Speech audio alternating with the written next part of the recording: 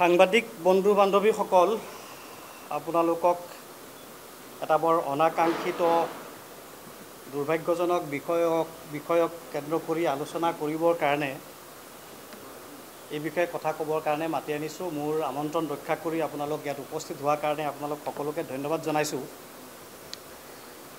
বিষয়বস্তুৰ প্ৰেক্ষাপট আপোনালোকে ইতিমধ্যে জানিছে যে এইকেইদিন যোৱা 2-3 দিন অসমৰ একাংশ সংবাদ মাধ্যমত বিশেষকৈ কিছুমান পৰ্টেলত মোক এগৰাকী অপৰাধী সজাই এনেকুৱাকৈ কিছুমান বাতৰি উপস্থাপন কৰা হৈছে যেনিবা মোৰ পাৰিবাৰিক সমস্যাটোহে অসমৰ আটাইতকৈ ডাঙৰ সমস্যা আৰু ইয়াৰ বাহিৰে দ্বিতীয় সমস্যা অসমত নাই, এনেকুৱা এটা প্ৰচাৰ চলি থকা দেখা গৈছে।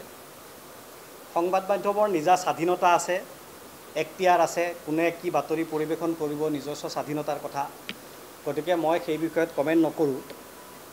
আজিৰ এই সংবাদমেলখনৰ বিষয়বস্তু 3টা।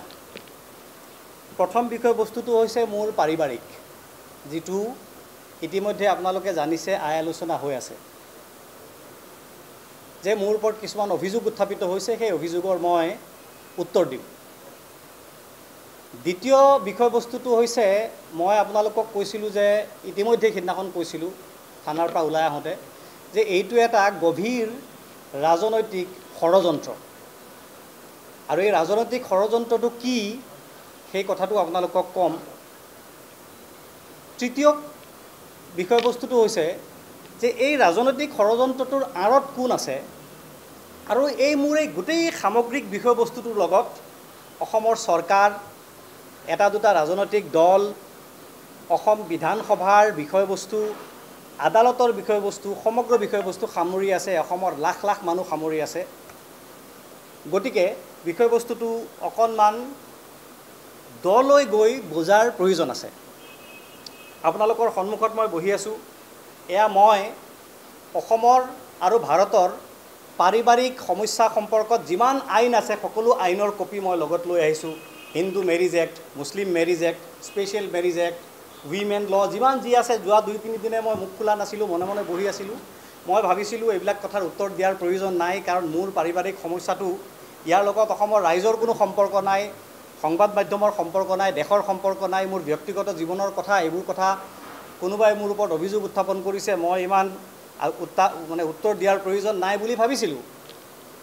কিন্তু যেতিয়া দেখিলোঁ যে নাই, কথাখিনি কোৱাৰ প্ৰয়োজন আছে, কাৰণ দুটা। প্ৰথম কথাটো হৈছে এই বিষয়টোক কেন্দ্ৰ কৰি অসমত এটা ৰাজনৈতিক বাতাবৰণ সৃষ্টি কৰা হৈছে। এটা ৰাজনৈতিক দলৰ এগৰাকী ব্যক্তি, মই এটা ৰাজনৈতিক দলৰ এজন মুখপাত্ৰ, এজন বিষয়ববীয়া। মোৰ কথা মানুহে শুনে, মোৰ কথা মানুহে, মোৰ দলৰ, মই যিটো দলক প্ৰতিনিধিত্ব কৰোঁ, অসম জাতীয় পৰিষদৰ মই মুখপাত্ৰ। গতিকে আমাৰ দলৰ বহুত মানুহৰ আৱেগ অনুভূতিৰ কথা আছে, মানুহৰ বিশ্বাসযোগ্যতাৰ কথা আছে, মোৰ কেৰিয়াৰৰ কথা আছে। আৰু আপোনালোকে মন কৰিব যে এইকেইদিন মোৰ ওপৰত যিগৰাকীয়ে অভিযোগ উত্থাপন কৰিছে বা যিসকলে অভিযোগ উত্থাপন কৰিছে তেওঁলোকে বাৰে বাৰে মোৰ দলটোক টাৰ্গেট কৰিছে। জাতীয়তাবাদী মানুহ এনেকুৱা, জাতীয়তাবাদ কৰা মানুহ, জাতীয়তাবাদৰ কথা কোৱা মানুহে নাৰী নিৰ্যাতন কৰিছে, এনেকুৱা ধৰণৰ কথা কোৱা হৈছে। লুৰিণজ্যোতি গগৈয়ে কি কৰি আছে ইত্যাদি ইত্যাদি কথা কোৱা হৈছে। তাৰমানে আল্টিমেটলি মই যিটো কথা বুজি পালোঁ যে ইয়াত টাৰ্গেট মই নহয়, টাৰ্গেট লুৰিণজ্যোতি গগৈ, টাৰ্গেট অসমৰ জাতীয়তাবাদ, টাৰ্গেট অসমৰ ৰাজনীতিৰ, অসম জাতীয় পৰিষদৰ ভূমিকা, এইবোৰ। গতিকে গোটেই কথাখিনি আজি আপোনালোকক এটা এটাকৈ মই খোলোচা কৰিম। সংবাদমেলখন অলপমান দীঘলীয়া হ'ব, আপোনালোকে ধৈৰ্য সহকাৰে শুনিব আৰু সংবাদমেলৰ শেষত আপোনালোকৰ প্ৰশ্নৰ মই উত্তৰ দিম। আকৌ কৈছোঁ, মোৰ সংবাদমেলখন কৰিবলৈ ইচ্ছা নাছিল। যিগৰাকীয়ে মোৰ ওপৰত অভিযোগ উত্থাপন কৰিছে তেখেতৰ লগত মই 12 বছৰ সংসাৰ কৰিছোঁ, মোৰ 2টা সন্তান তেওঁৰ লগত আছে, তেওঁৰ লগত মোৰ আৱেগ অনুভূতি জড়িত হৈ আছে। আজিও তেওঁৰ প্ৰতি মোৰ ভাল পোৱা, তেওঁৰ প্ৰতি মোৰ শ্ৰদ্ধা আছে। কিন্তু যিহেতু মোক অভিযোগেৰে থকা সৰকা কৰা হৈছে, যিহেতু এই অভিযোগবিলাকক মানুহে সঁচা বুলি ভাবিবলৈ লৈছে, কাৰণ মই যদি মনে মনে থাকোঁ মানুহে অভিযোগবিলাকক সঁচা বুলি ভাবিবলৈ ল'ব, সেইকাৰণে সকলোৱে মোক ক'লে যে নাই, তুমি তোমাৰ কথাখিনি স্পষ্টীকৰণ দিয়াটো উচিত, আৰু সেই স্পষ্টীকৰণটো মই প্ৰথমে আপোনালোকক আগবঢ়াম। কিন্তু লগতে এই কথাটো কওঁ যে মোৰ আগৰ পত্নী সম্পৰ্কত মই কোনো ব্যক্তিগত পাৰ্চনেল কথা নকওঁ, ক'ব মই নিবিচাৰিম, কেৱল তেখেতৰ প্ৰশ্নৰ উত্তৰ দিম আৰু উইথ এভিডেন্স দিম। ঘটনাটো আপোনালোকে জানিছেই, যোৱা 22 জুন শনিবাৰৰ ৰাতিপুৱা 9:30 মান বজাত, 9 বজাৰ পৰা 9:30 মান বজাৰ মাজত মোৰ হাতীগাঁৱত থকা ঘৰত মই মোৰ পত্নীৰ সৈতে আছিলোঁ আৰু সেই সময়ত মোৰ আগৰ পত্নীয়ে আহি নক কৰিছে, দুৱাৰ নক কৰিছে। মই শুই আছিলোঁ, টোপনিত আছিলোঁ। টকমককৈ ওলাই আহি টি চাৰ্টটো পিন্ধি মই যেতিয়া বাহিৰলৈ ওলাই আহিছোঁ, ওলাই মই দুৱাৰখন খোলোতেই মই একো তত ধৰিব নোৱাৰোঁতেই মই তেওঁক দেখিয়ে ক'লোঁ, অঁ তুমি কিয় আহিছা? লগে লগে আপোনালোকৰ 2-4জন চাগে আছিল সংবাদ মাধ্যমত, মানুহে দেখিছে মোৰ মুখত ধাপাচকৈ এটা ব্ল' পৰি গ'ল, এটা ঘোচা এটা পৰি গ'ল। তাৰপিছত চৰ পৰি গ'ল, গবা মাৰি পেলাই দিলে। আৰু ইফালে মই ঘূৰি চাই দেখোঁ যে 6-7টা কেমেৰা মোৰ ফালে পোনাই থোৱা আছে, সংবাদ মাধ্যমৰ কেমেৰা। যেনিবা চিনেমাত যেনেকৈ একশ্যন কি থাকে যে লাইট কেমেৰা একশ্যন থাকে, যে মই ওলাম আৰু লগে লগে একশ্যন হ'ব, কেমেৰা ৰেডি, এনেকুৱা এটা ছিটুৱেশ্যন। মই তত ধৰিব নোৱাৰিলোঁ, থতমত খাই গ'লোঁ। আৰু বাকী পৰিস্থিতি আপোনালোকে দেখিছে। সেইদিনাখন মোৰ আগৰ পত্নীয়ে অভিযোগ কৰিছিল যে তেখেত মোৰ বৈধ পত্নী, আৰু তেখেতে মোক কৈছিল যে মই অবৈধ নাৰীৰ সৈতে সেই ঘৰত লুকাই আছোঁ, তেখেতে মোক বিচাৰি পোৱা নাছিল বহু দিনৰ পৰা। আৰু তাৰপিছত মোক আত্মপক্ষ সমৰ্থনৰ সুযোগ নিদিয়াকৈ, মোক একো কথা নুসুধাকৈ যে আপোনাৰ কিবা বক্তব্য আছে নেকি, এই কথাটো নুসুধাকৈ মোৰ 2-4 সাংবাদিক বন্ধুৱে, 2-4টা সংবাদ প্ৰতিষ্ঠানে কিছুমান এনেকুৱা বাতৰি প্ৰচাৰ কৰিলে যিবোৰ মোৰ মানহানি হোৱাৰ নিচিনা বাতৰি, মিছা বাতৰি। লিখিছে, হাতে লোটে ধৰা পৰিল জিয়াউৰ ৰহমান, জাতীয়তাবাদৰ কথা কোৱা জিয়াউৰ ৰহমানৰ অবৈধ সম্পৰ্ক। এটা সংবাদ প্ৰতিষ্ঠানে এটা প্লেট প্ৰচাৰ কৰিছে, জাতীয়তাবাদী নেতাৰ গালত ঘৈণীয়েকৰ কাণতলীয়া চৰ। মন কৰিছে আপোনালোকে নিশ্চয় এইবোৰ কথা। কোনোবাই লিখিছে জিয়াউৰ ৰহমানক গ্ৰেপ্তাৰ, জিয়াউৰ ৰহমান ৰঙা ঘৰত, ইত্যাদি ইত্যাদি। মই আকৌ আপোনালোকক আজি তাৰপিছত মই থানাৰ পৰা ওলাই আহোঁতে গোটেই কথাখিনি কৈছোঁ। কেইটামান সংবাদ প্ৰতিষ্ঠানে মোৰ সেই গোটেই কথাখিনি আনকাট প্ৰচাৰ কৰিছে। যিসকলে প্ৰচাৰ কৰিছে মোক আত্মপক্ষ সমৰ্থনৰ সুযোগ দিছে, মই সকলোকে সেই সংবাদ প্ৰতিষ্ঠানকেইটাক মই ধন্যবাদ জনাইছোঁ। আৰু যিকেইটা সংবাদ প্ৰতিষ্ঠানে মোৰ বক্তব্য প্ৰকাশ কৰা নাই, অপজিট পাৰ্টিৰ অভিযোগসমূহকে সঁচা বুলি ভাবি লৈ, সেইখিনিকেই জাজমেণ্ট বুলি ভাবি লৈ, সঁচা বুলি ধৰি মানুহক এনেকুৱা এটা উপস্থাপন কৰি বাতৰি প্ৰচাৰ কৰিছে, তেখেতসকললৈ মোৰ অনুৰোধ যে আজি মই যিখিনি কথা ইয়াত কৈ আছোঁ, আপোনালোকে অনুগ্ৰহ কৰি আনকাট আৰম্ভণিৰ পৰা শেষলৈকে মোৰ কথাখিনি প্ৰচাৰ কৰি মোক আত্মপক্ষ সমৰ্থনৰ সুযোগ আপোনালোকে দিব। আৰু এইটো আপোনালোকৰ সাংবাদিকতাৰ ধৰ্ম। সংবাদ মাধ্যমৰ ওপৰত মানুহৰ অভিযোগ এনেও বহুত, আৰু এনেকুৱা ধৰণৰ পাৰিবাৰিক সংবাদ সদায় যদি ওলাই থাকে সংবাদ মাধ্যমত, তেতিয়াহ'লে সংবাদ মাধ্যমৰ সম্পৰ্কত মানুহৰ যিটো ধাৰণা, সেই ধাৰণা আৰু নেতিবাচক হ'ব। এনেকুৱাও এটা সময় ওলাব যিসকলে, মই নিজে সাংবাদিকতা কৰিছিলোঁ, আজিকালি সাংবাদিকতা কৰিছিলোঁ বুলি ক'বলৈ লাজ লগা হৈছে। আপোনালোক সকলো সাংবাদিক, আপোনালোকৰো পৰিয়াল আছে। মোৰ পৰিয়ালত সংঘাত হৈছে, কোনোবা দিনা যে আন কাৰোবাৰ পৰিয়ালত সংঘাত নহ'ব তাৰ কোনো গেৰাণ্টি নাই। অসমৰ বহুত ডাঙৰ ডাঙৰ মানুহৰ পৰিয়ালত সংঘাত আছে। অসম বিধানসভাৰ ভিতৰত 2-3-4জন এনেকুৱা বিধায়ক আছে যাৰ দুগৰাকীকৈ পত্নী আছে। এনেকুৱা বিধায়ক আছে যাৰ পত্নীৰ লগত বিচ্ছেদ হৈছে। এনেকুৱাও নেতা আছে, ৰাজনৈতিক নেতা আছে, বিধায়ক আছে, মন্ত্ৰী আছে যাৰ 3-4গৰাকীকৈ পত্নী আছে।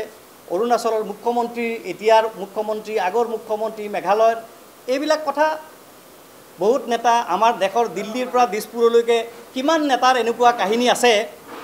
সেইবোৰ যদি বাতৰিৰ বিষয় হ'লহেঁতেন, তেতিয়াহ'লে আপোনালোক সংবাদ মাধ্যমে বেলেগ বাতৰি কৰিবৰ কাৰণে সময়ে নাপালেহেঁতেন। ৰাতিপুৱাৰ পৰা গধূলিলৈকে কেৱল এইবোৰেই বাতৰি প্ৰচাৰ কৰি থাকিব লগা হ'লহেঁতেন।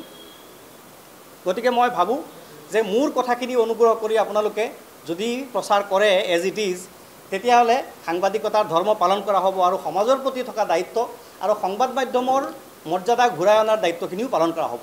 সিদিনাখন মই যেতিয়া থানালৈ ওলাই গ'লোঁ, থানাই মোক লৈ কিয় গ'ল, মোক গ্ৰেপ্তাৰ কৰা নাছিল, কথাটো স্পষ্ট কৰি দিওঁ আৰু এবাৰ। থানাই মোক সিদিনাখন লৈ গৈছিল কাৰণ মোৰ কেম্পাছত, মোৰ ছ'চাইটিত এটা হুলস্থুলীয়া পৰিৱেশৰ সৃষ্টি হৈছিল। ক'ৰবাত কিবা হুলস্থুলীয়া পৰিৱেশৰ সৃষ্টি হ'লে ল' এণ্ড অৰ্ডাৰ ছিটুৱেশ্যন ক্ৰিয়েট হয়। ল' এণ্ড অৰ্ডাৰ ছিটুৱেশ্যন ক্ৰিয়েট হ'লে পুলিচৰ দায়িত্ব হৈছে এইটো সমাধান কৰি দিয়া, নিষ্পত্তি কৰি দিয়া। পুলিচ আহিল, পুলিচে মোক লগত লৈ গ'ল, যিগৰাকী অভিযোগ কৰিছিল তেখেতকো লৈ গ'ল, আৰু যিহেতু মোক মাৰপিট কৰিছিল গতিকে মোৰ মেডিকেল কৰোৱালে।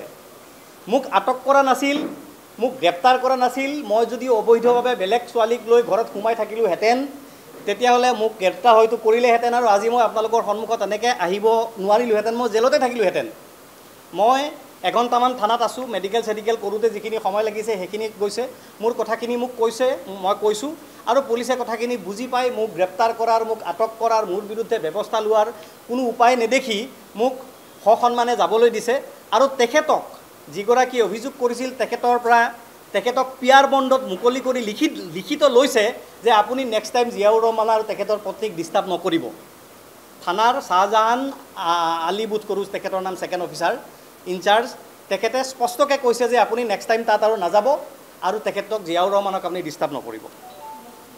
মই ভাবিছিলোঁ তাৰ পৰা ওলাই আহি মই যেতিয়া মোৰ কথাখিনি সংবাদ মাধ্যমত ক'লোঁ, কিছুমানে প্ৰচাৰ কৰিছে, মই ভাবিছিলোঁ কাহিনীটো তাতেই এণ্ড, কিন্তু নাই।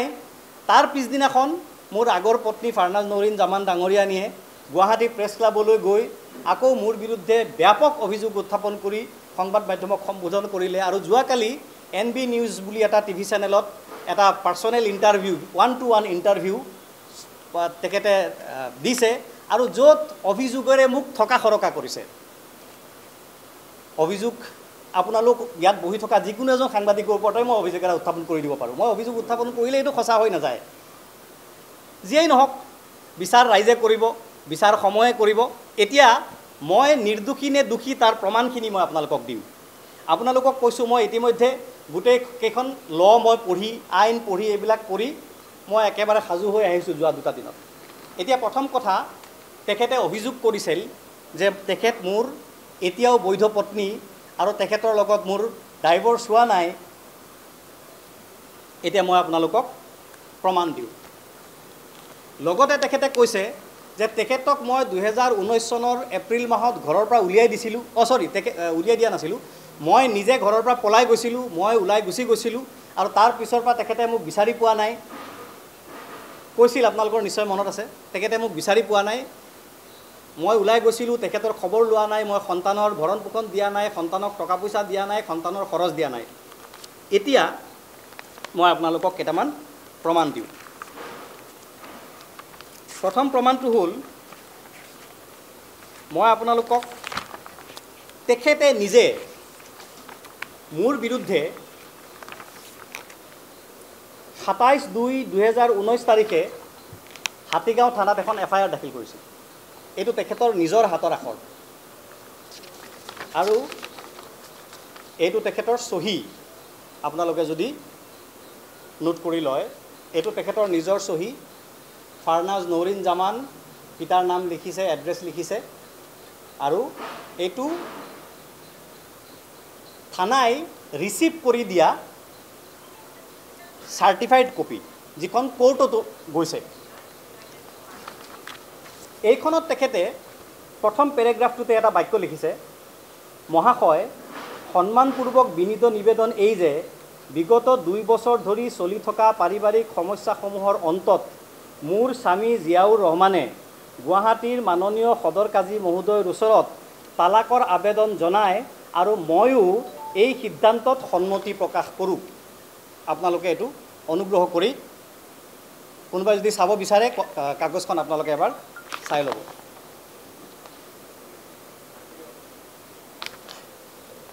অৰ্থাৎ তেখেতে তালাক মানে ডাইভৰ্চত সন্মতি প্ৰকাশ কৰিছে।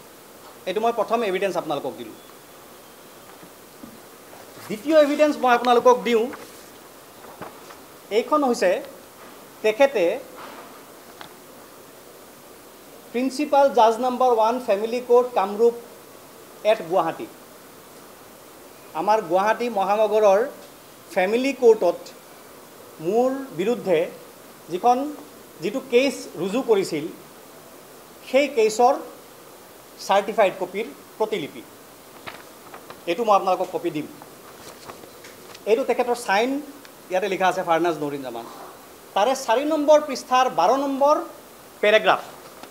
আচ্ছা, কেছ নম্বৰটো মই লগতে কৈ দিছোঁ আপোনালোকক, FC ক্ৰিমিনেল কেছ নম্বৰ 207/2019।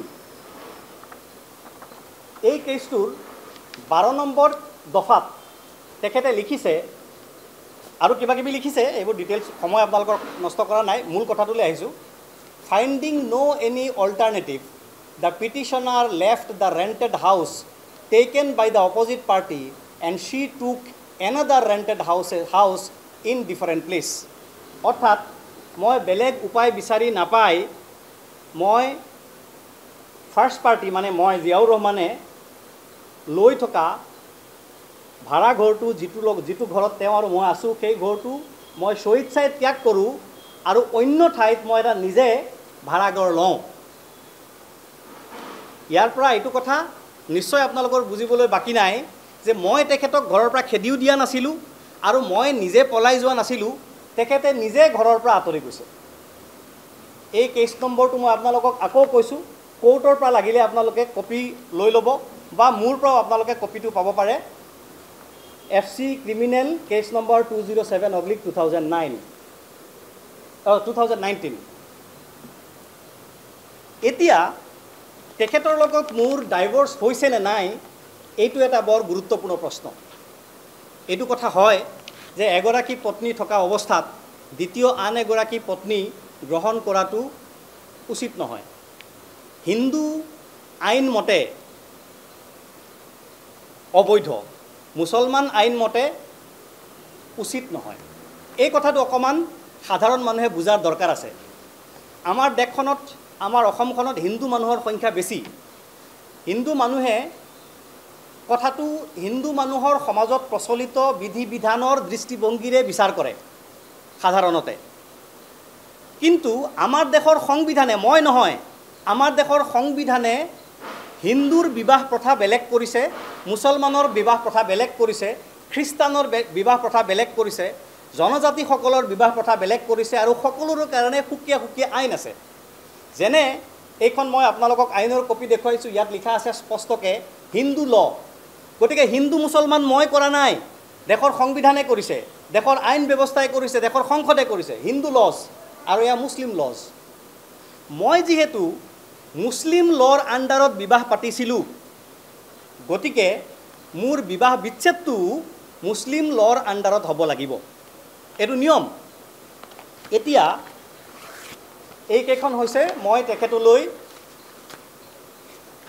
গুৱাহাটীৰ চৰকাৰী কাজীৰ জৰিয়তে প্ৰেৰণ কৰা, এইটো ফোনটো লোৱাচোন, বাৰে বাৰে বাজি আছে, সেইটো আকৌ লগে লগে মোক দিবা দেই, মোৰ কাম আছে। গুৱাহাটীৰ কাজীৰ জৰিয়তে মই তেখেতলৈ দিয়া নোটিছ, বিবাহ বিচ্ছেদৰ নোটিছ। এইখন নোটিছ, প্ৰথম নোটিছখন হৈছে 28/5/2018। ইয়াত লিখা আছে বিবাহ বিচ্ছেদৰ আবেদন। আপোনালোকে দেখিছে চাগে, কপি আপোনালোকক মই দেখুৱাই দিম। ইয়াত মই লিখিছোঁ, দুটামান লাইন পঢ়ি দিওঁ। নালাগে, মই নপঢ়োঁ, বেয়া নাপাব আপোনালোকে, মই নপঢ়োঁ। ইয়াত এনেকুৱা কিছুমান কথা লিখা আছে যিখিনি কথা আৰু মই ক'ব বিচৰা নাই। মুঠতে কিবা এটা ইছ্যুৰ কাৰণে মই আৰু জেনুইন ইছ্যু, ভাৰতবৰ্ষৰ উচ্চতম ন্যায়ালয়ে কৈছে যে এডাল্টাৰী বিবাহ বিচ্ছেদৰ এটা কাৰণ হ'ব পাৰে, আৰু মই এটা এডাল্টাৰীৰ কাৰণেই তেখেতক বিবাহ বিচ্ছেদ দিয়াৰ ইচ্ছা প্ৰকাশ কৰিছিলোঁ। এইটো আবেদন। এইখন তাৰিখটো নোট কৰিব আপোনালোকে, 28/5/2018। দ্বিতীয় জাননী মই তেখেতক দিছিলোঁ 15/1/2019,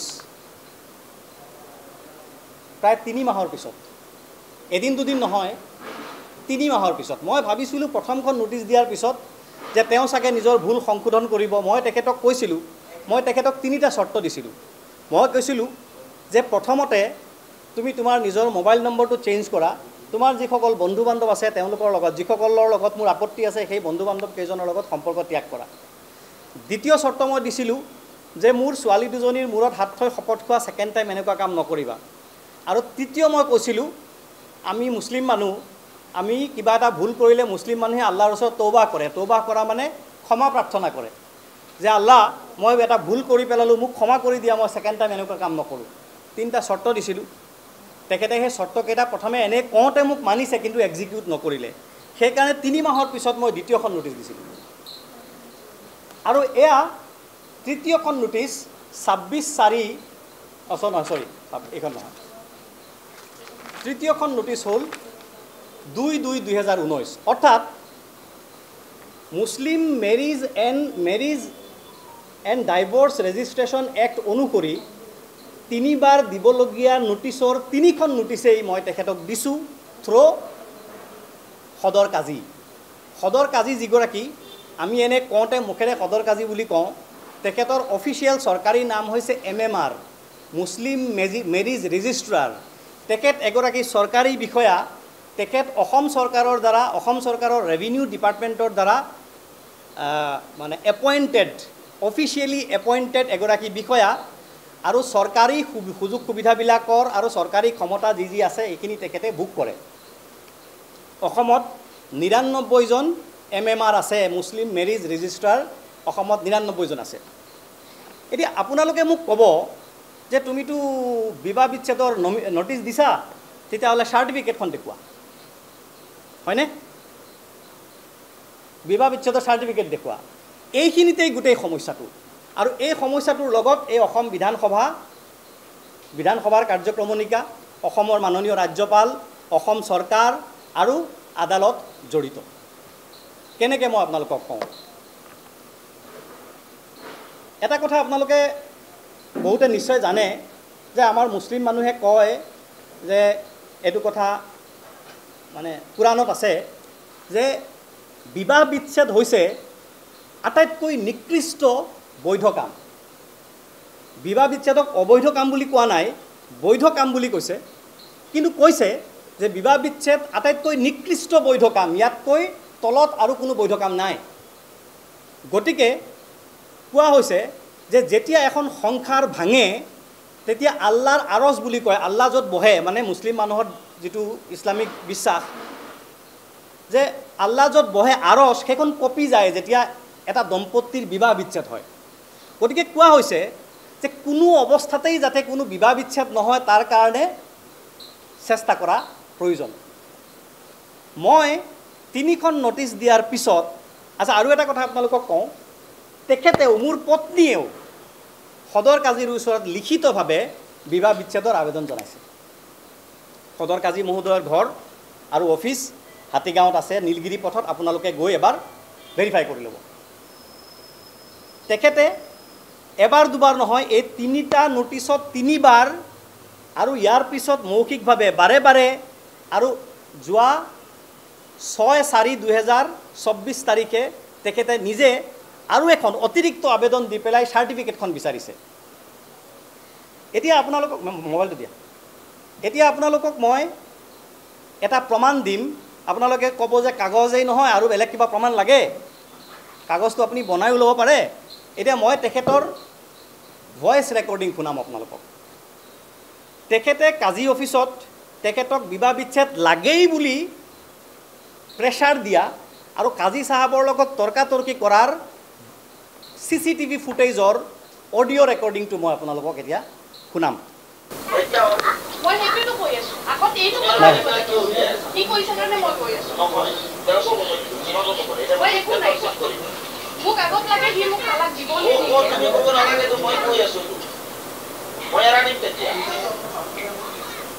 তেখেতে কাজী চাহাবৰ অফিচত অত্যন্ত প্ৰেছাৰ দিছে যে, আৰু এইটো এটা নহয়, এইটো ৰিপিটেডলি বহুতবাৰ আছে, যে সি মোক তালাক দিব নে নিদিয়ে এইটো কওক, মোক তালাক লাগে কি কাৰণে, সেই প্ৰশ্নৰ উত্তৰ আপোনালোকে তেখেতৰ পৰা পাব। গতিকে এইটো আপোনালোকক মই শুনালোঁ যে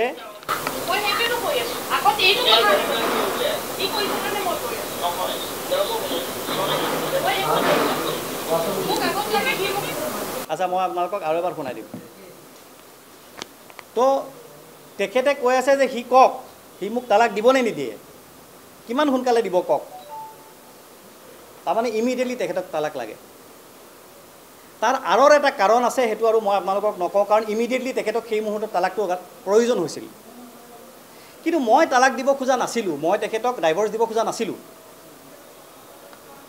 কেতিয়াবা খঙৰ মুহূৰ্তত তোমাৰ লগত মোৰ নহ'ব বুলি কোৱা যায় নে নাযায়? বাদ দিয়া আৰু নহ'ব, তাৰপিছত আকৌ মিল হয়।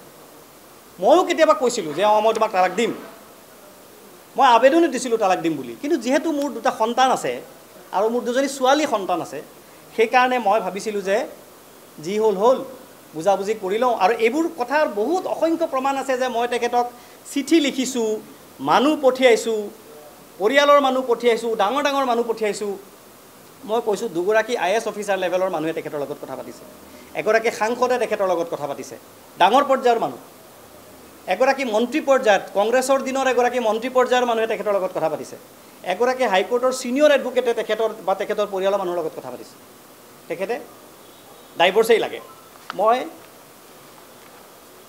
ডাইভৰ্চ দিব খোজা নাছিলোঁ এতিয়া ইমান দিন মই 6 বছৰ অকলে থকাৰ পিছত আৰু তেখেতক হৈমান যিহেতু মই কৰিব পৰা নাই মই আইনী কথাটো আকৌ ঘূৰি আহি আছোঁ ইমান দিনে তেখেতক মই সন্মান কৰিব পৰা নাই সেইকাৰণে মই বিবাহ পাশত নতুনকৈ আবদ্ধ হোৱাৰ সিদ্ধান্ত ল'লোঁ যিহেতু আৰু এটা কথা আপোনালোকে মন কৰিব এজ পাৰ ল দেই এজ পাৰ এইটো কি বুলি কয় Muslim marriage registration and divorce act আৰু the dissolution of Muslim marriage act আৰু মুছলিম পাৰ্চনেল ল এই আটাইকেইটা ল মতে ওৱান্স দ্য তালাক ইজ প্ৰনাউন্সড অৰ এগ্ৰিড তালাক অৰ ডাইভৰ্চ ইজ গ্ৰাণ্টেড এই কথাটো বহুত সাংবাদিকে নাজানে বহুত মানুহে নাজানে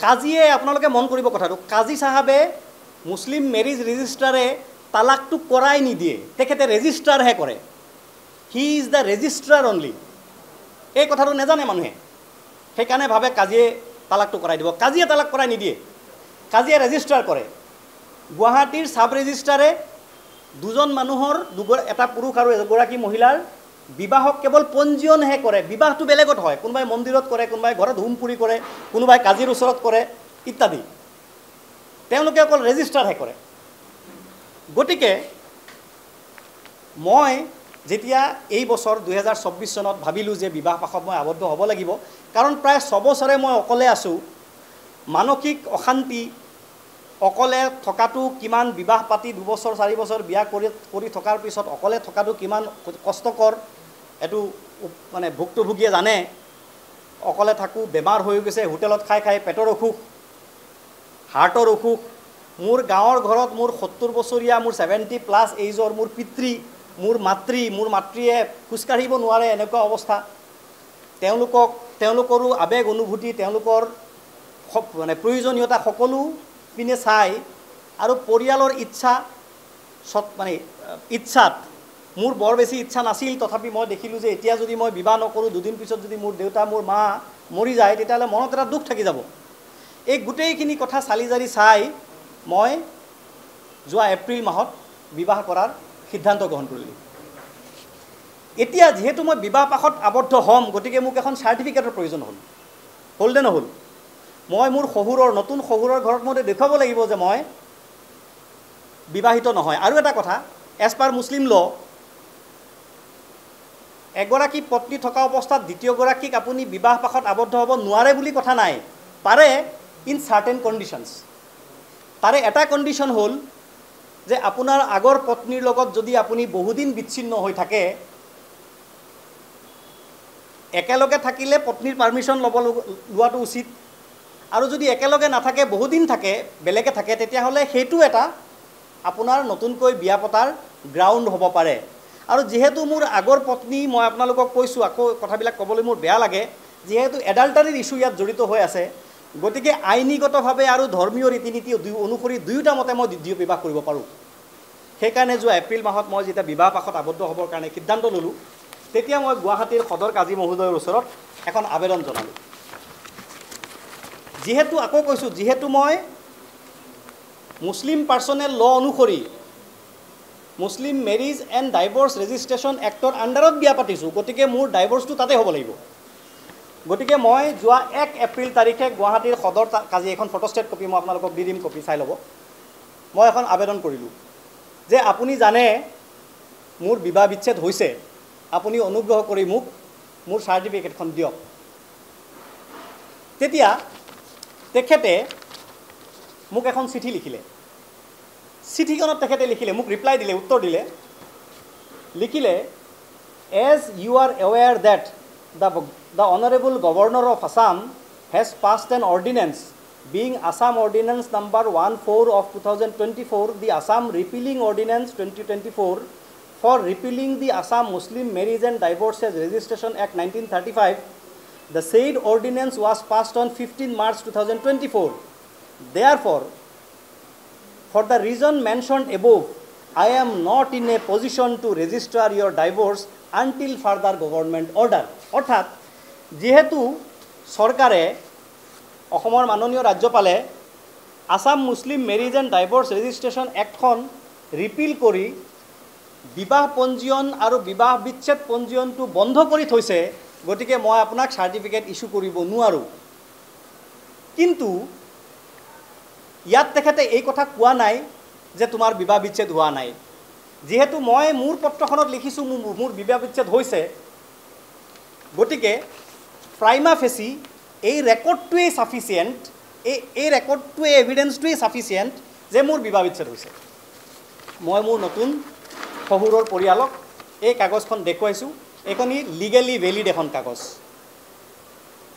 গতিকে মোৰ হাতত চাৰ্টিফিকেট নাই।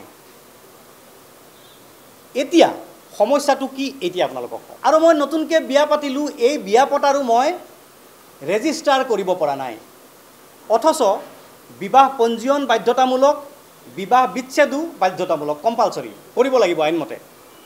কিন্তু গভৰ্ণমেণ্টে বিবাহ পঞ্জীয়ন আৰু বিবাহ বিচ্ছেদৰ ৰেজিষ্ট্ৰেশ্যন বন্ধ কৰি থোৱাৰ ফলত মই, মোৰ আগৰ পত্নী আৰু মোৰ এতিয়াৰ পত্নী, আমি তিনিওগৰাকী আমাৰ লিগেল ৰাইটৰ পৰা বঞ্চিত হৈছোঁ, আমি আমাৰ অধিকাৰৰ পৰা বঞ্চিত হৈছোঁ। আমি আমাৰ বিবাহ পঞ্জীয়নো কৰিব পৰা নাই, আমাৰ বিবাহ বিচ্ছেদো পঞ্জীয়ন কৰিব পৰা নাই। গভৰ্ণমেণ্টক বিবাহ বিচ্ছেদ কৰিলে আৰু নতুনকৈ বিবাহ কৰিলে এটা ৰেভিনিউ দিব লাগে, আমি সেই ৰেভিনিউটো দিব পৰা নাই। তাৰমানে আমি ওলমি আছোঁ। আমাক ওলমাই কোনে ৰাখিছে? গভৰ্ণমেণ্টে। কথাটো আপোনালোকে মন কৰিব।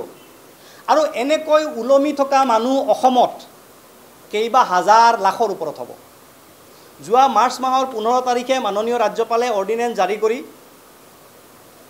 বিবাহ পঞ্জীয়ন আৰু বিবাহ বিচ্ছেদ ৰেজিষ্ট্ৰেশ্যন বন্ধ কৰি থোৱাৰ ফলত তাৰ পিছত যিমান বিবাহ পঞ্জীয়ন আৰু যিমান বিবাহ আৰু বিবাহ বিচ্ছেদ হৈছে, কাৰো পঞ্জীয়ন হোৱা নাই মুছলিম মানুহৰ।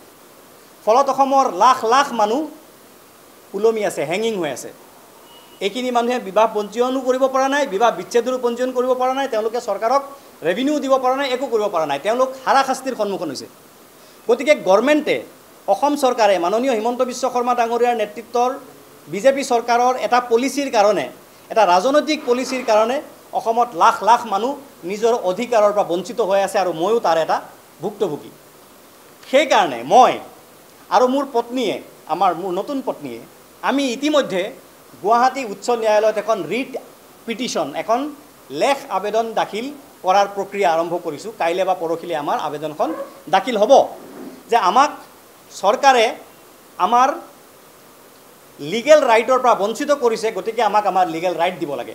এই কথাটো মন কৰিবলগীয়া। আৰু ইয়াৰ লগত অসমৰ লাখ লাখ মানুহৰ অধিকাৰ আৰু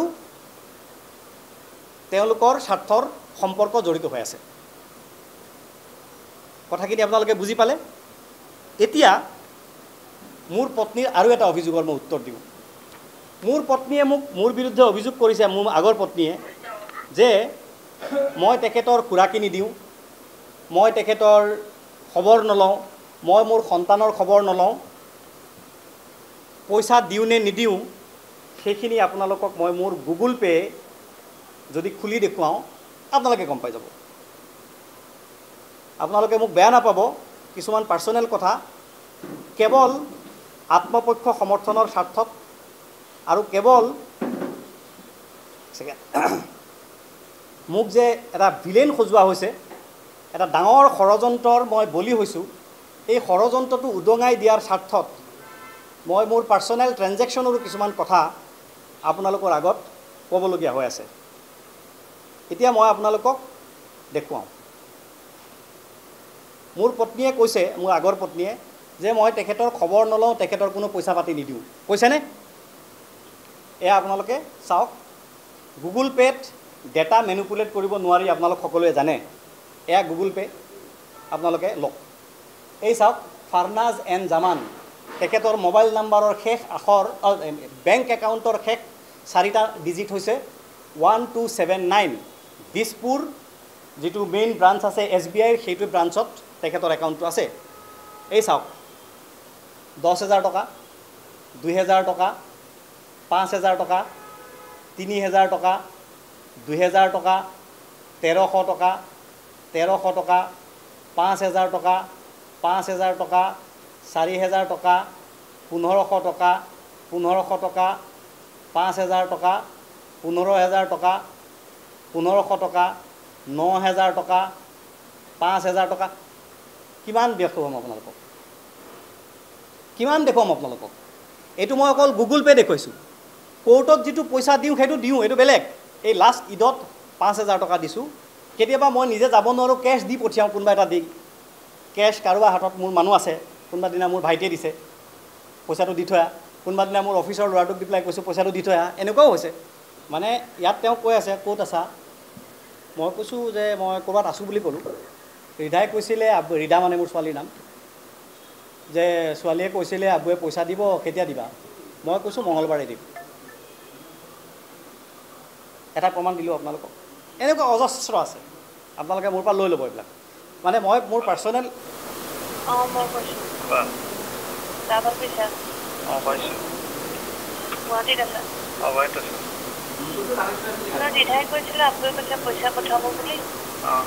মই শুনি আছোঁ।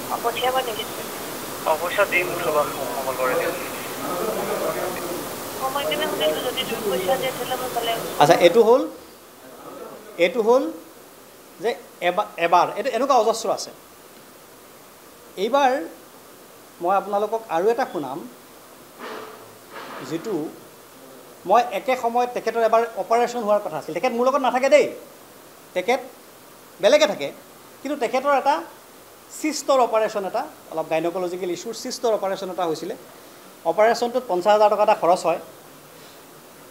তেতিয়া মোক যিহেতু বিচাৰিছে, মই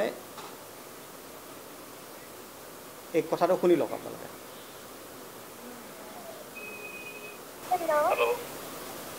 ফোন কৰিছিলা জান?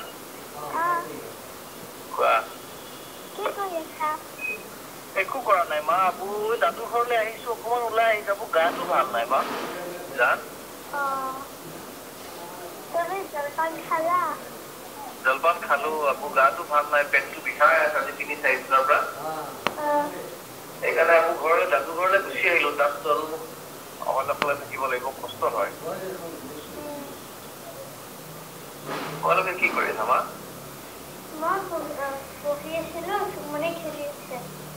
আজি স্কুল বন্ধ ন?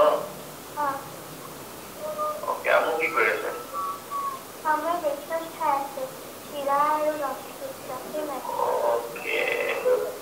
কালি তোমাৰ এনুৱেল ফাংচন আছিলে নেকি? জনা হলে আপুনি আহিলেহেঁতেন, আপুনি থাকিলেহেঁতেন।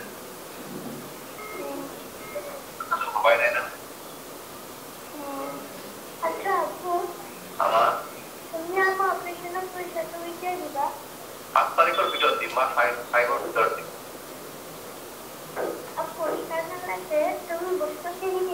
হ'ব, মোক যি লাগে সেয়া 5 তাৰিখৰ ভিতৰত দিম, 5 তাৰিখে দিম বুলি কোৱা। পইচা দিলে মোক মই ধৰা মই 50 এটা ভাবি থৈছো, 50,000 এটা মই মেনেজ কৰিম আৰু মোৰ অপাৰেশ্যনৰ কাৰণে। হ'ব জান? মোক একো চিন্তা কৰিব নালাগে। 50 বেটা, 15 নহ'ব নহয়।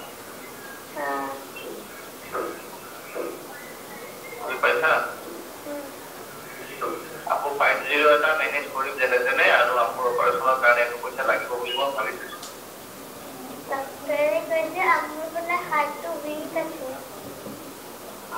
থাকিবতো, মোক বহুত চিন্তা কৰি থাকে নহয়।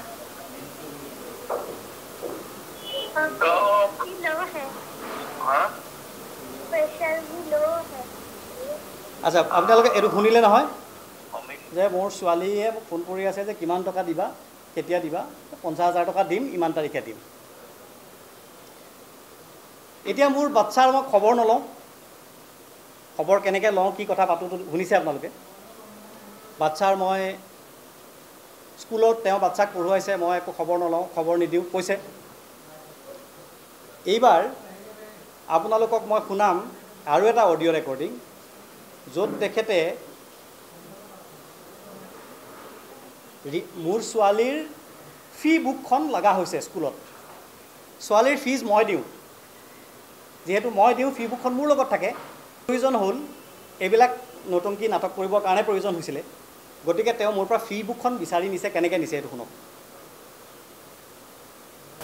হেল্ল' মই কৈছোঁ ৰাঘৱ বিশ্বাস পাইছোঁ গুৱাহাটীত আছা গুৱাহাটীত আছোঁ মানে দিধাই কৈছিলে আপুনি কৈছে পইচা পঠাব বুলি এইটো পইচা আহি গ'ল পঠিয়াব নেকি পইচা দিম মংগলবাৰে দিম মংগলবাৰ মানে দিম মই কেনে সুধিলোঁ যদি তুমি পইচা দিয়া তেতিয়াহ'লে মই বেলেগ পৰা উধাৰ নলওঁ আৰু ঠিক আছে হ'ব মংগলবাৰ মানে জুবিনৰ টেবুলটো কিনি দিম কৈছিলা সেইটো পইচা তেতিয়া নিদিলা ঠিক আছে হ'ব মংগলবাৰ মানে দিম হ'ব টেবুল এখন কিনি দিম বুলি কৈছিলা সেইটোও নিদিলা মই মংগলবাৰে দিম ফি বুকৰ কথাটো শুনি লওক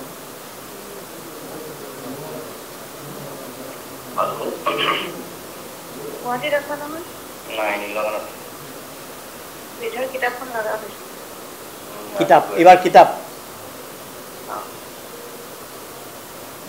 কালি পাম তাৰ চাওঁ আজি গৈ যদি তোমাৰ অফিচ টাইমৰ আগত গৈ পাওঁ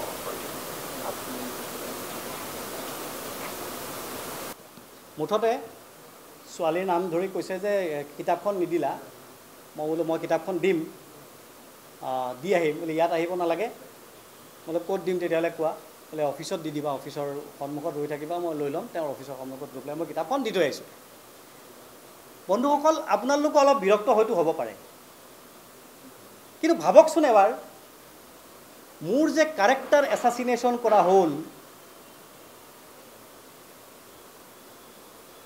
আপোনালোকে কয় বহুতে কয় মানুহে কয় যে নাৰী নিৰ্যাতন হয় নাৰী নিৰ্যাতন হয় কিন্তু পুৰুষো যে এই দেশখনত নিৰ্যাতন হয় আপোনালোকৰ কোনোবাই কেতিয়াবা প্ৰশ্নটো তুলিছেনে মই 12 বছৰ নিৰ্যাতিত হোৱাৰ দস্তাবেজ এই ফাইল মই আপোনালোকক দেখুৱাম 12 বছৰ নিৰ্যাতিত হোৱাৰ অজস্ৰ ৰেকৰ্ড মোৰ এই মোবাইল ঘৰত মোৰ লেপটপ এটা কম্পিউটাৰ কাৰণ কেতিয়া কি হয় ঠিক নাইতো গতিকে মই এইবিলাক বিভিন্ন আৰু মই এই ৰেকৰ্ডবিলাক ৰাখিব লগা কিয় হ'ল কাৰণ মই জানো প্ৰথম মই ৰেকৰ্ড ৰখা নাছিলোঁ মই শেষৰ ফালে ৰেকৰ্ড ৰাখিবলৈ আৰম্ভ কৰিলোঁ আপোনালোকক মই কি প্ৰমাণ দিম কি প্ৰমাণ লাগে আপোনালোকে মোক সোধক মই সব প্ৰমাণ দিম আপোনালোকক এতিয়া মই আহোঁ মই কোৰ্টত পইচা দিছোঁ নে নাই দিয়া নেল 207/2019 আপোনালোকে চাৰ্টিফাইড কপি উলিয়াব মই পইচা দিছোঁ নিদিছোঁ সেই ৰেকৰ্ডত আপোনালোকে পাব প্ৰতিমাহে কিমান টকাকৈ দিওঁ প্ৰথমে 8,000কৈ দিবলৈ দিছিলে 8,000কৈ দিছোঁ পিছত 30,000কৈ দিবলৈ দিছিলে 30,000কৈ দিছোঁ আৰু এটা কেছ আছে মিছ কেছ বুলি কয় মিছ কেছ নাম্বাৰ 18/2022 তাত কিমান টকা দিছোঁ একেলগে 2.5 লাখ টকা দিছোঁ সেই তথ্য আপোনালোকে কোৰ্টত পাব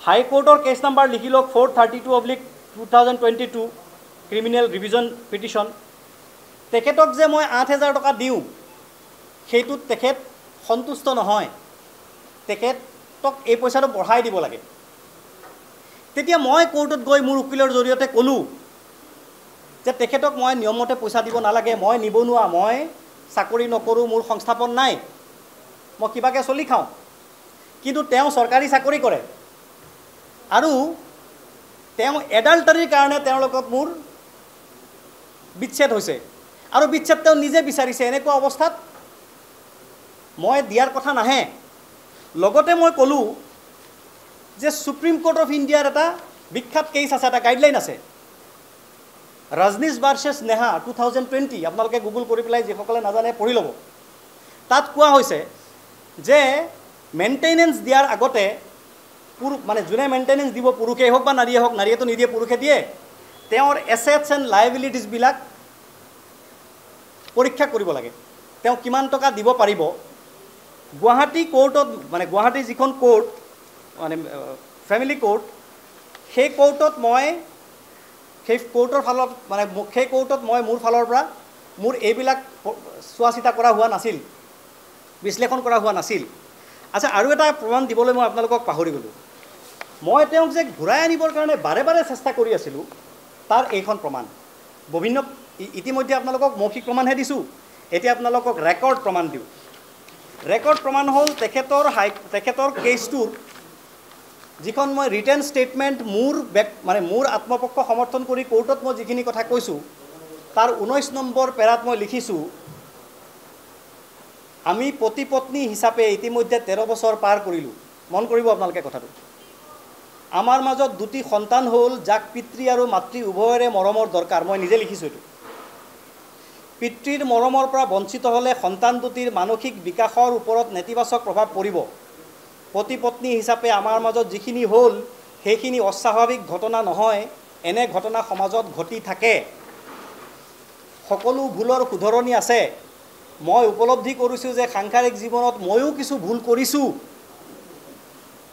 আৰু পিটিশ্যনাৰ অৰ্থাৎ মোৰ পত্নীয়ে কিছু ভুল নিশ্চয় কৰিছে। মই মোৰ ভুলখিনি শুধৰণি কৰিম, তেওঁ নিজৰ ভুল উপলব্ধি কৰি শুধৰণি কৰক।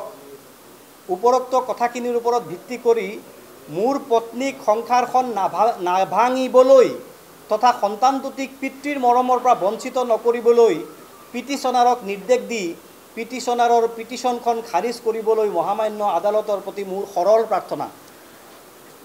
বুজি পালেনে আপোনালোকে? তেখেতক অকল টকা লাগে। Family court, Guwahati family court, case number 207/2019, FC criminal case number 207/2019। এইটো কোৰ্টৰ চাৰ্টিফাইড কপি আছে, সব এটা এটাকৈ আপোনালোকে পঢ়ি পৰীক্ষা কৰি চাই ল'ব, অথেণ্টিচিটি আৰু কোৰ্টৰ পৰা ডকুমেণ্ট উলিয়াই ল'ব। এতিয়া আপোনালোকে মোটামুটি কথাখিনি বুজি পালে। মোক আপোনালোকে কওক, মোৰ পত্নীয়ে মোক এৰি যোৱাৰ পিছত, আচ্ছা, তেওঁ যে মোক এৰি গৈছে আৰু তেওঁ কৈছে যে যদি তেওঁ এৰি যোৱা নাই মই এটা কেছ কিয় নকৰিলোঁ। মই 2019 চনৰ 4 মাৰ্চ তাৰিখে গুৱাহাটীৰ হাতীগাঁও থানাত তেখেতে মোৰ ঘৰৰ সমস্ত সম্পত্তি লৈ মোৰ অনুপস্থিতিত ওলাই গুচি যোৱাৰ এখন FIR দাখিল কৰিছিলোঁ। সেই সময়ত হাতীগাঁও থানাৰ OC আছিলে মিষ্টাৰ দাস, দাস নামটো পাহৰিছোঁ, মহেশ দাস, ৰাজেশ দাস, এনেকুৱা কিবা দাস আছিলে। তেখেতে মোক মাতি আনিলে, আনি পেলাই ক'লে, ৰহমান, আপোনাক মই চিনি পাওঁ, আপুনি টিভিত যায়, কথা ভালকৈ কয়, আপোনাৰ লেখা মই পঢ়োঁ, আপুনি ভাল মানুহ, আৰু আপোনাৰ ফ্লেটটোতে হাতীগাঁও থানাৰ একেবাৰে কিনাৰতে নাম আছিলে মাধুৰ্য এনক্লেভ, এতিয়াও আছে। সেই ফ্লেটত সেই থানাৰে এজন চাব ইন্সপেক্টৰ থাকে, তেখেতৰ নাম হৈছে হাছান আলী, কলগাছিয়াত ঘৰ। হাছান আলীয়ে দেখি থাকে মোৰ ঘৰত কি অশান্তি হৈ থাকে, মই কেনেকৈ নিৰ্যাতিত। মোক হাছান আলীয়ে সব কথা কৈছে। আপোনাৰ এটা কাম কৰক হে ৰহমান, সংসাৰখন আপুনি জোৰা লগাই দিয়ক। এতিয়া আপোনাৰ এইখন FIR যদি মই ল'লে মই আপোনাৰ ৱাইফক উঠাই আনিব লাগিব, লগতে আপোনাৰ বাচ্চা দুটাকো আনিব লাগিব, আপোনালোকৰ সম্পত্তিখিনি মই জব্দ কৰিব লাগিব। সমস্যা হৈ যাব দিয়ক, মিডিয়াত যাব, হুলস্থুল হ'ব, আপোনাৰ বদনাম হ'ব, বাদ দিয়ক। এইটো কিবাকৈ পাৰে যদি মেনেজ কৰক, অলপ দিন আপুনি ৰৈ দিয়ক, তেওঁৰ খং কমিলে আপুনি এপ্ৰ'চ কৰিব। তেখেতৰ কথা বুজি তেওঁ মোক কৈছে যে মই GD-entry এটা কৰি থৈ দিম। সেই ডেটৰ হাতীগাঁও থানাত আপোনালোকে GD-entry চেক কৰিব। GD-entry থানাত এটা ইম্পৰ্টেণ্ট ডকুমেণ্ট।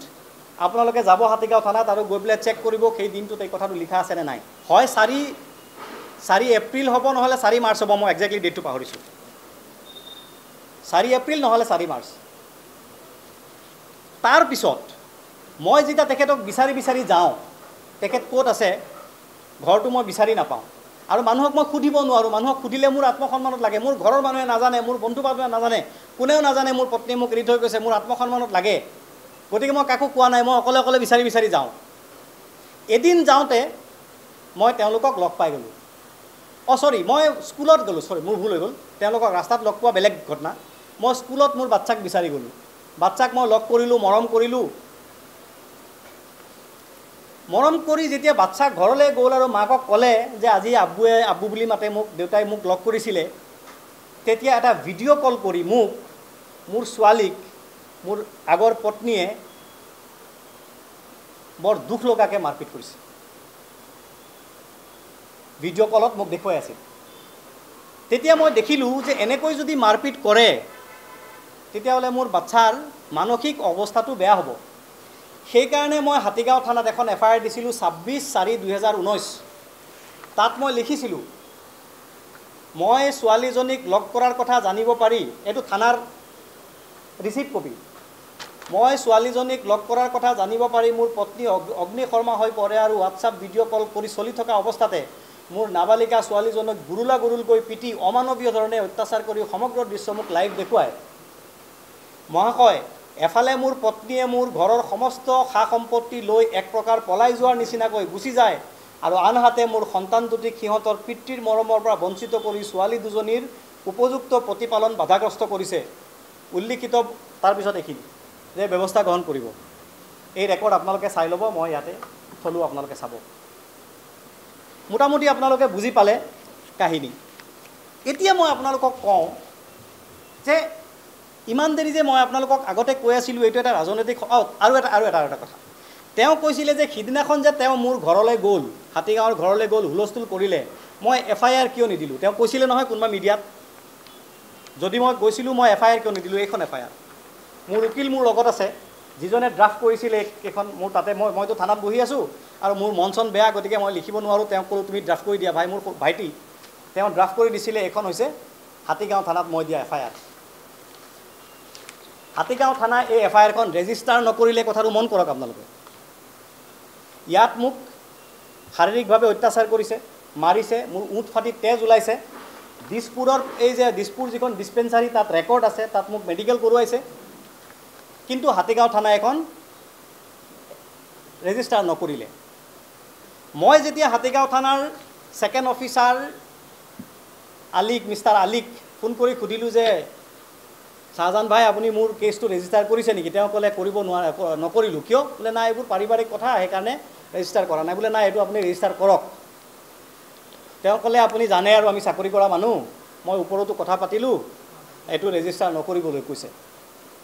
গতিকে মই আপোনালোকক আজি ৰাজহুৱাকৈ এই সংবাদমেলৰ জৰিয়তে মই কৈছোঁ যে এই যিটো ঘটনা মোৰ ঘৰত ঘটিল, যে মোৰ আগৰ পত্নী গ'ল, লগত 6-7জন কেমেৰামেন লগত গৈ, সাংবাদিক লগত লৈ গৈ লাইট কেমেৰা একশ্যন কৰি একদম গোটেই নাটক চিন ক্ৰিয়েট কৰিলে, ইয়াৰ অন্তৰালত এটা বিৰাট গভীৰ ৰাজনৈতিক ষড়যন্ত্ৰ আপোনালোকে নিজেই অনুমান কৰি ল'ব পাৰিব। পুলিচ গভৰ্ণমেণ্টৰ প্ৰেছাৰত থাকে। বেচাৰা মই পুলিচগৰাকীক দোষাৰোপ নকৰোঁ, তেওঁ চাকৰি কৰে, গতিকে তেওঁ ৰেজিষ্টাৰ নকৰিলে। মই বহি থকা নাই। পুলিচৰ আৰু চৰকাৰৰ ওপৰত আদালত আছে। এইবাৰ মই আদালতলৈ গৈছোঁ যে মোৰ CR কেছ মই গুৱাহাটীৰ মেট্ৰপলিটান ডিষ্ট্ৰিক্ট মাজিষ্ট্ৰেটৰ কোৰ্টত জমা দিয়াৰ ব্যৱস্থা কৰিছোঁ যে মোৰ এই FIRখন ৰেজিষ্টাৰ কৰিব লাগে। এতিয়া সেই কোৰ্টে মোৰ শুনানি ল'ব, লৈ পেলাই হাতীগাঁও থানাক অৰ্ডাৰ দিব যে আপোনালোকে কেছটো ৰেজিষ্টাৰ কৰক আৰু ইনকুৱাৰী কৰক। 1, 2, সিদিনা যে মোৰ ঘৰত গৈ অনধিকাৰ প্ৰৱেশ কৰিলে, হুলস্থুলীয়া পৰিৱেশৰ সৃষ্টি কৰিলে, যিসকলে কৰিলে তেওঁলোকৰ বিৰুদ্ধে আইনগত ব্যৱস্থা নহ'ব নেকি? যিকেইজন পুলিচ মোৰ ঘৰত, মোৰ বেডৰুমত, পুলিচ নহয় ভাৰতবৰ্ষৰ ৰাষ্ট্ৰপতি আহিলেও মোৰ অনুমতি অবিহনে সোমাব নোৱাৰে, কাৰণ মই মোৰ ঘৰত মোৰ পত্নীক লৈ মই শুই আছিলোঁ। মোৰ ঘৰৰ দুৱাৰ ঠেলি 7-8জন সাংবাদিকে কেমেৰা ধৰি, এনেকৈ বহুত মানুহৰ ঘৰত, আপোনালোকে বেয়া নাপাব, বহুত সাংবাদিক এনেকৈ সোমাই যায়। আপোনালোকে এনেকৈ কাৰো ঘৰত সোমাব নোৱাৰে, মোৰ ঘৰত সোমাই গৈছে। গতিকে যিকেইজন সাংবাদিক সোমাই গৈছে, ব্যক্তিগতভাৱে প্ৰতিজন সাংবাদিকৰ এগেইনষ্টত এখন FIR মই ৰুজু কৰিছোঁ। মই নহয়, মোৰ পত্নীয়ে। কাৰণ মোৰ পত্নী ঘৰত কি অৱস্থাত আছে, তেখেতৰ নাৰীত্বৰ প্ৰতি অপমান হৈছে, তেখেতৰ মডেষ্টি ভায়লেশ্যন হৈছে, ব্ৰেক হৈছে। যিকেইজন পুলিচ উইদাউট এনি অফিচিয়েল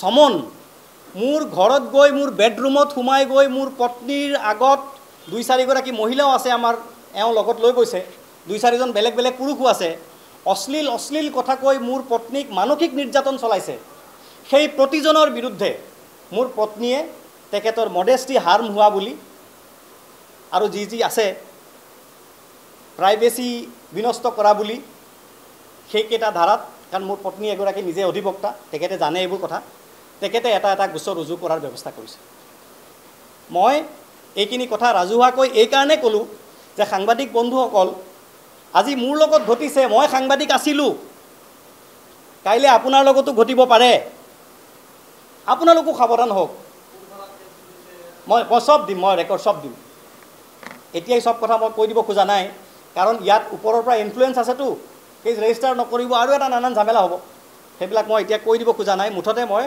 এইখিনি কথা লাহে লাহে আপোনালোকে নিজে নিজে গম পাই যাব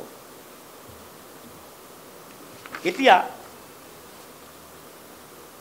কেইজন মানে ভিডিঅ' ৰেকৰ্ডিং কৰিছে কৰি পেলাই সেই ভিডিঅ' ৰেকৰ্ডিং ভাইৰেল কৰিছে মোৰ পত্নীৰ মোৰ ঘৰৰ ভিতৰৰ ভিডিঅ' ৰেকৰ্ডিং সেইটো মোৰ মানহানি হৈছে মোৰ প্ৰাইভেচি নষ্ট হৈছে তেওঁলোকৰ বিৰুদ্ধেও আইনগত ব্যৱস্থা হৈছে হ'ব কেইজনমানৰ বিৰুদ্ধে অলৰেডি কৰা হ'ল কেইজনমানৰ বিৰুদ্ধে কৰা হ'ব যিমান কেইজনে ছ'চিয়েল মিডিয়াত সেই ভিডিঅ' চাৰ্কুলেট কৰিছে চবৰে বিৰুদ্ধে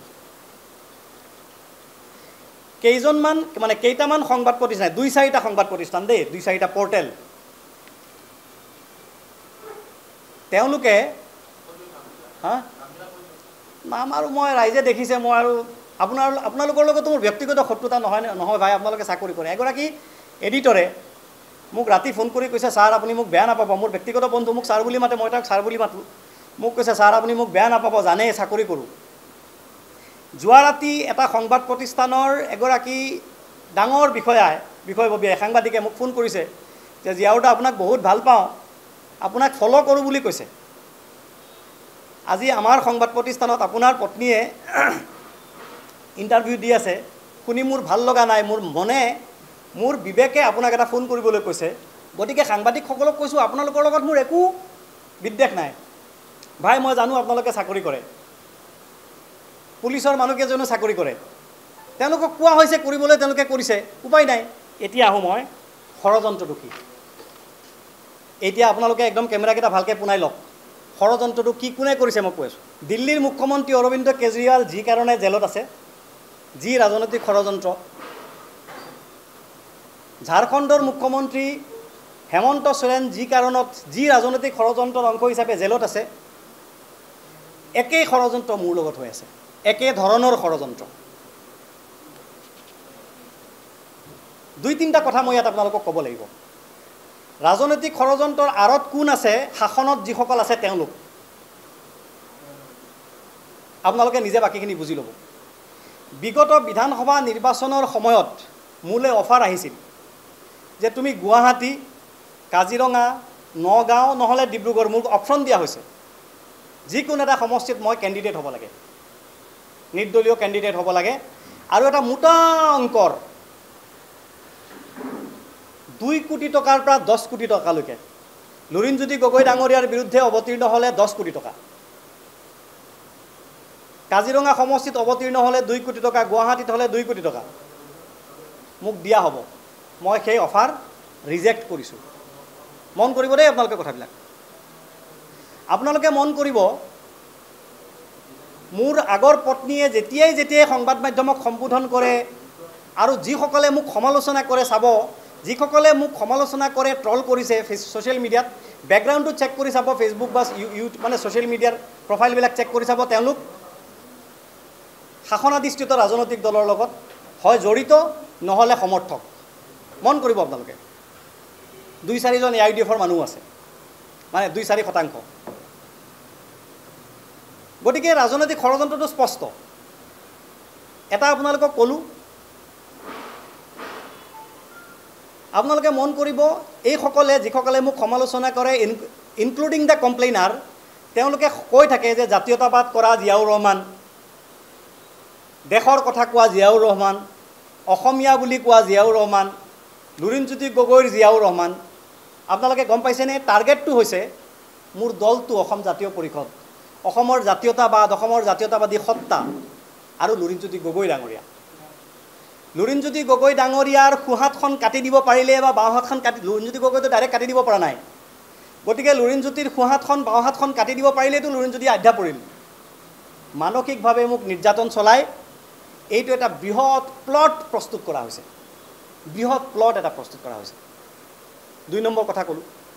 3 নম্বৰ ষড়যন্ত্ৰৰ 3 নম্বৰ পাৰ্টটো কওঁ। অসমৰ মাননীয় মুখ্যমন্ত্ৰী আপোনালোকে মন কৰিব, এই যোৱা লোকসভা নিৰ্বাচনৰ আগত কৈছিল যে যি 2-3খন বিয়া পাতিব আছে ইলেকশ্যনৰ আগত পাতি লওক, ইলেকশ্যনৰ পিছত মই 2-3খন বিয়া পতা বন্ধ কৰিম, কৈছিল নে? মনত আছে আপোনালোকৰ? বহু বিবাহ বন্ধ কৰিম। কিন্তু ইলেকশ্যন পাৰ হৈ গ'ল, এতিয়াতো বহু বিবাহৰ 2-3জনী বিয়া পতাৰ পৰিৱেশ নাই, মানে সেই বিষয়ে আলোচনাটো নাই মাৰ্কেটত। সেই আলোচনাটো আকৌ আনিব লাগিব, সেইটো লৈ পেলাই নিউজ হ'ব লাগিব, তাৰ কাৰণে এটা প্লট লাগিব। সাধাৰণ যিকোনো লাল্লু পাঞ্জু এজন যদি ঘটিৰাম বাতিৰামক দিয়ে তেতিয়াহ'লে সেইটো বৰ ডাঙৰ নিউজ নহয়, জিয়াউৰ ৰহমানক দিলে নিউজ হ'ব। এই নিউজ হ'ল। গতিকে মোৰ আগৰ পত্নী যিহেতু তেওঁ চৰকাৰী চাকৰি কৰে, সেইকাৰণে চৰকাৰী চাকৰি কৰা মানুহ ভালনাৰেবল, তেওঁলোকক ব্যৱহাৰ কৰিবলৈ সহজ, তেওঁলোকৰ চাকৰিটো আছে সেইকাৰণে। আৰু যিহেতু মোৰ এটা লেকুনা থাকি গৈছে গোটেই ইছ্যুটোত, গতিকে মোৰ আগৰ পত্নীক ব্যৱহাৰ কৰি মোক ৰাজনৈতিক ষড়যন্ত্ৰৰ বলি কৰা হৈছে। এইখিনি কথা মই আপোনালোকক ক'লোঁ। যদি মই বিজেপিত জইন কৰি দিলোঁহেঁতেন, আৰু এটা কথা, যোৱা ৰাতি মোৰ তাত ফোন আহিছে, যোৱা এসপ্তাহে মোৰ তাত ফোন আহি আছে, ৰাতি ৰাতি ফোন আহে, হোৱাটছআপ কল কৰে, কি খবৰ, ভালনে, আমুক তামুক বিভিন্ন কথা কয়, তোমাকতো বহুবাৰ কৰোঁ। যোৱা পৰহি যিদিনাখন ঘটনাটো ঘটিছে 22 তাৰিখে, 21 তাৰিখে ৰাতি এজনে ফোন কৰি 1:35 মোক কৈছে, ব'লা এদিন দাদাক লগ কৰাই দিওঁ, ব'লাচোন, দাদাই তোমাক ভাল পায়। পিছদিনাখন ৰাতিপুৱাই ঘটনাটো ঘটিল। মই নামটো ক'ব খোজা নাই, গতিকে আপোনালোকে বাকী ভাবক, ভবাৰ স্বাধীনতা, বাতৰি কৰাৰ স্বাধীনতা আপোনালোকৰ। মই আপোনালোকক কৈছোঁ, যদি মই বিজেপিত যোগদান কৰি দিয়া হ'লে মই এইবোৰ সমস্যাত নপৰিলোহেঁতেন। ইলেকশ্যন খেলি দিয়া হ'লে, টকা লৈ ইলেকশ্যন খেলি দিয়া হ'লে মই এইবোৰ সমস্যাত নপৰিলোহেঁতেন।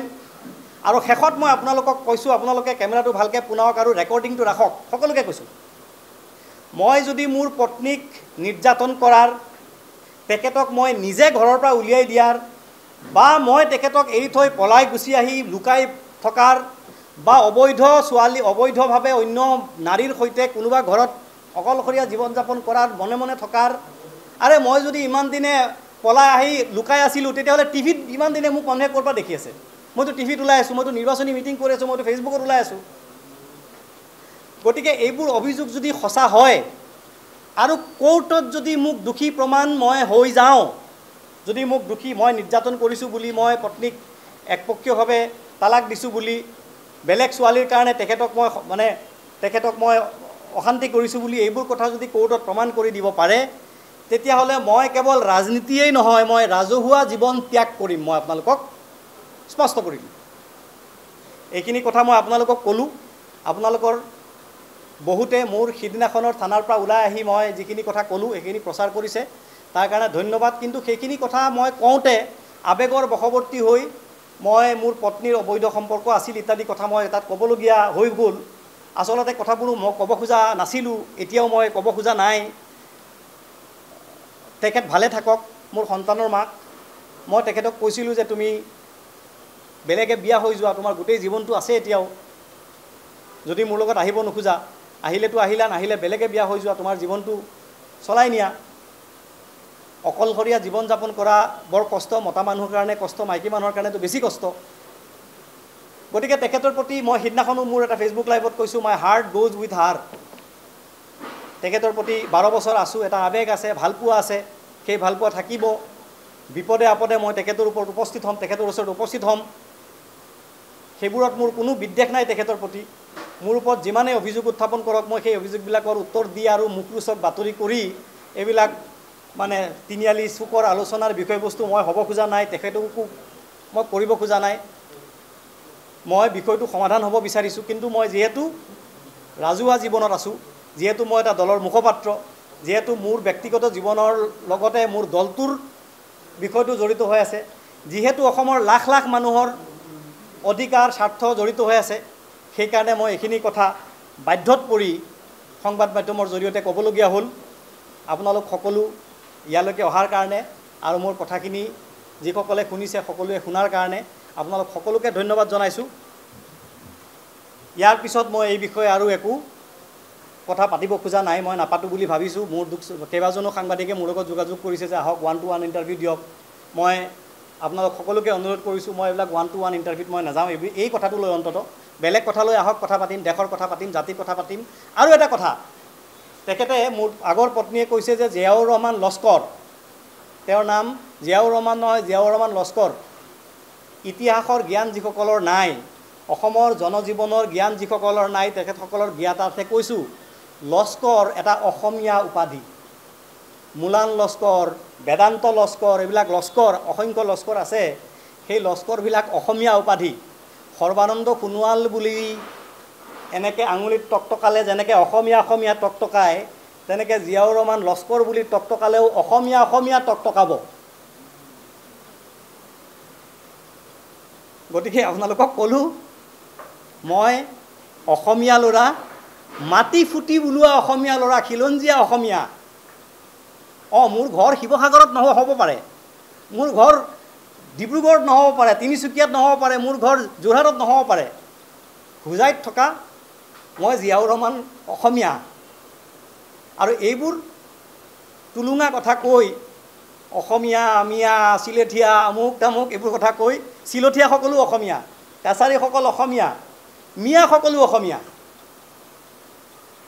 গতিকে আপোনালোকক কৈছোঁ, এইবোৰ টুলুঙা কথা কৈ মুখৰোচক আলোচনাৰ বিষয় কৰি সমাজৰ, ৰাজ্যখনৰ, দেশখনৰ মূল যিবোৰ বিষয়, যিবোৰৰ লগত জনজীৱনৰ সম্পৰ্ক আছে, নিটৰ পৰীক্ষাত চৰকাৰে কি ঘোটালা কৰি পেলালে দেখিলে, সেইবিলাক বিষয়ৰ পৰা যাতে আপোনালোকৰ দৃষ্টি আঁতৰ নহয়, ৰাজহুৱা বিষয়বিলাকৰ প্ৰতি আপোনালোকৰ দৃষ্টি যাতে নিবদ্ধ হৈ থাকে, কাৰোবাৰ বেডৰুমৰ ভিতৰত কি ঘটিছে সেইবোৰ ৰাজহুৱা আলোচনাৰ বিষয় নোহোৱা উচিত। এইখিনি কথা আপোনালোকক ক'লোঁ। আপোনালোক সকলোকে ধন্যবাদ জনাইছোঁ। ধৰি লওক আপুনি মোক এতিয়া মাৰিবলৈ আহিছে, মই কেইটা মাৰ খাম? মই আপোনাক বাধা নিদিম। কেতিয়াবা নিজকে বচাবলৈ মই আপোনাক ঠেলাও মাৰি দিব পাৰোঁ। ঠেলা মাৰিলে আপুনি ৱালত পৰিও যাব পাৰে, ইয়াত পৰি যাব পাৰে, তেতিয়া আপুনি ক'ৰবাত দুখো পাব পাৰে, সেইটো মই আপোনাক মৰা হ'ল নেকি? সেইবোৰ তেনেকুৱা কথা। গুৱাহাটী মেডিকেল কলেজৰ এতিয়া প্ৰিন্সিপাল নহয় চাগে, তেখেত প্ৰিন্সিপাল আগত আছিলে ডাক্তৰ তালুকদাৰ, গাইনকলজিষ্ট।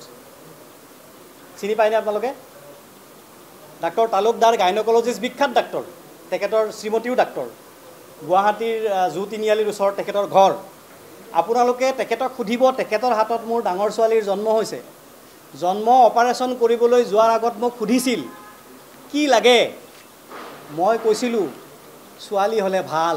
মই জিয়াউৰ ৰহমান এনেকুৱা সংকীৰ্ণ মানসিকতাৰ মানুহ নহয়। এইবিলাক কোৱা কথা, এইবিলাক সস্তীয়া কোৱা কথা। আৰু আজিকালি ল'ৰা আৰু ছোৱালীৰ মাজত পাৰ্থক্য কৰা মানুহৰ সংখ্যাও একেবাৰে নগণ্য, কমি আহিছে, নাই। অন্ততঃ মই তেনেকুৱা মানুহ নহয়।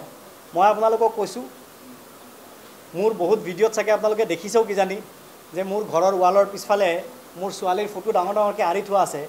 মোৰ ছোৱালী, মোৰ জীৱন, মোৰ ব্লাড, মোৰ তেজ। গতিকে এইবোৰ সস্তীয়া কথা। দ্বিতীয় বিবাহৰ ভিডিঅ' আছে মোৰ তাত। দ্বিতীয় বিবাহৰ দুটা চাৰ্টিফিকেট মই দেখুৱাব পাৰিম। এটা হৈছে, যিহেতু আমাৰ একো মানে কাগজ নাই, সেইকাৰণে আমাৰ গাঁওবুঢ়াৰ চাৰ্টিফিকেটখন আছে। সেইখন গাঁওবুঢ়াই দিয়া চাৰ্টিফিকেট। তাত তেওঁ লিখিছে, মই জনামতে হোজাই জিলাৰ মুৰাজাৰ থানা এলেকাধীন আমুক গাঁৱৰ আমুকৰ ছোৱালী আমুকৰ লগত 22/5/2024 তাৰিখে জিয়াউৰ ৰহমানৰ বিবাহ সম্পন্ন হয়। এইটো 1। 2, ভিডিঅ' আছে, ভিডিঅ'টো দেখুৱাই দিম। মই ইয়াৰে বহুত মই কৈছোঁ প্ৰথম তেওঁ মোৰ পত্নী হিচাপে লোকসভা নিৰ্বাচনত ভোট দিছে, কৈছেতো। এইটো কথা হয় যে এতিয়াও মোৰ পত্নী হিচাপে আমাৰ লোকসভা, আমাৰ মানে ভোটাৰ তালিকাত তেওঁৰ নামটো আছে।